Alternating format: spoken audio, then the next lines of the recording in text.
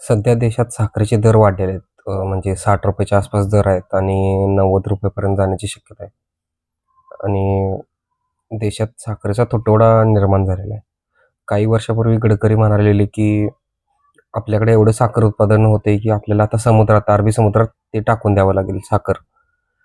पण मग दरवर्षी एवढं उत्पादन होत असताना आता ही परिस्थिती का आली असेल?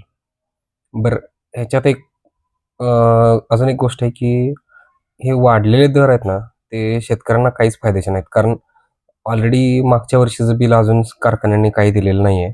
काही-काही थोडी-थोडी रक्कम शिल्लक ठेवली आहे आणि येणाऱ्या सीझनचा अजून ऊस तुटायला सुरुवात झालेली नाही आहे. तोपर्यंत नवीन आयात करायची जी परमिशन दिली आहे, त्याच्यामुळे साखरेचे दर पडतील.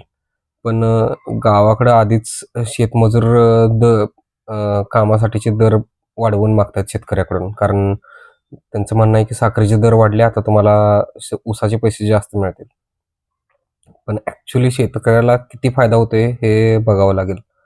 दुसरं गोष्ट आपण इथेनॉल तयार केलं आणि इथेनॉल पेट्रोलमध्ये ॲड करायला चालू केलं. कारण आपल्याला आपले जे डॉलर्स आहेत, क्रूड ऑइल विकत घेण्यासाठी जे डॉलर्स जात होते परकीय गंगाजळीतून, ते वाचवायचे होते.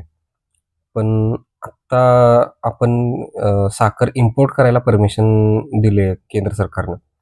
तर नवीन साखर जी आयात होईल किंवा इम्पोर्ट होईल, त्याच्यामध्ये जे डॉलर्स जातील, त्यानं आपल्याला तसा काही फायदा झालेला नाही इथेनॉलचा. आपण शून्यातून सुरुवात केली आणि शून्यापर्यंतच पोहोचलो. तुम्हाला काय वाटतंय? कमेंट करून सांगा.